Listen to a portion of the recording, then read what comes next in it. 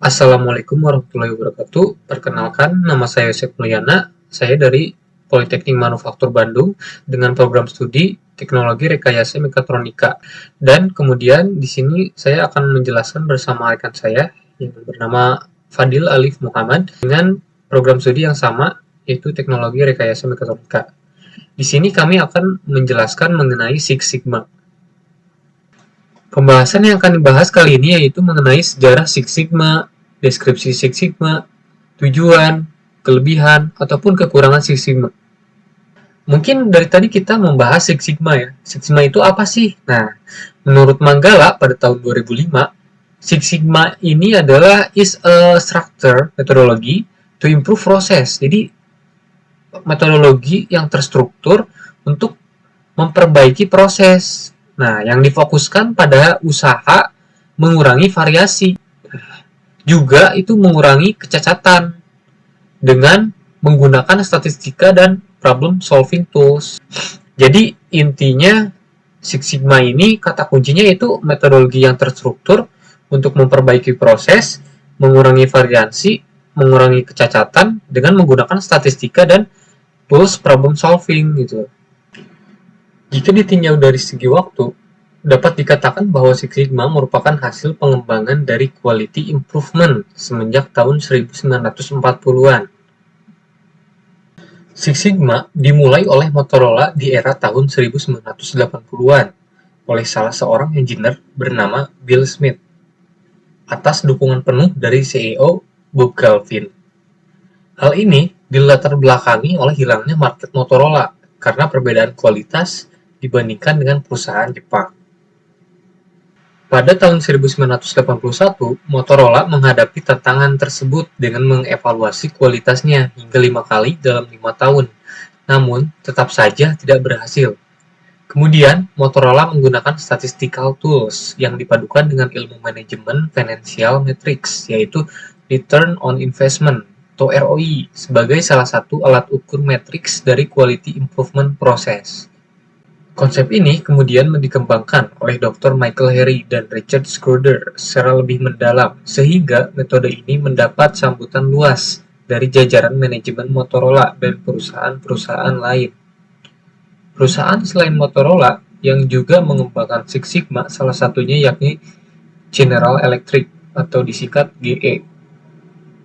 Pada tahun 1995, GE menggulirkan Six Sigma di segala aspek bisnisnya guna menghadapi tantangan kualitas sebagai perusahaan kelas dunia. Hingga sekarang, metodologi Six Sigma masih sering digunakan di perusahaan-perusahaan. Six Sigma terbagi menjadi dua. Yang pertama itu ada DMAIC dan yang kedua itu DMADV. DMAIC itu terdiri dari define, yaitu artinya menetapkan masalah, kemudian measure, yaitu mengukur kinerja dari proses yang sedang berjalan.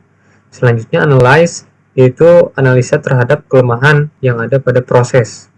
Dan selanjutnya itu improve, itu melakukan perbaikan terhadap kinerja proses-proses yang lemah tadi. Kemudian untuk kontrol itu mengendalikan kinerja dari proses-proses yang diperbaiki. Pada DMADV di sini terdapat design dan verify. Desain di sini artinya mendesain proses-proses agar memenuhi kebutuhan dan persyaratan pelanggan, sementara verify itu diperlukan untuk melakukan verifikasi terhadap kinerja proses. Adapun pengaplikasiannya antara DMAIC dan DMADV, DMAIC itu digunakan untuk memperbaiki proses bisnis yang sedang berjalan, sedangkan DMADV digunakan untuk menciptakan produk baru atau desain proses bagi kinerja bebas cacat. Perkenalkan, nama saya Fadil Alif Muhammad. Pertama-tama saya akan menjelaskan tujuan dari Six Sigma.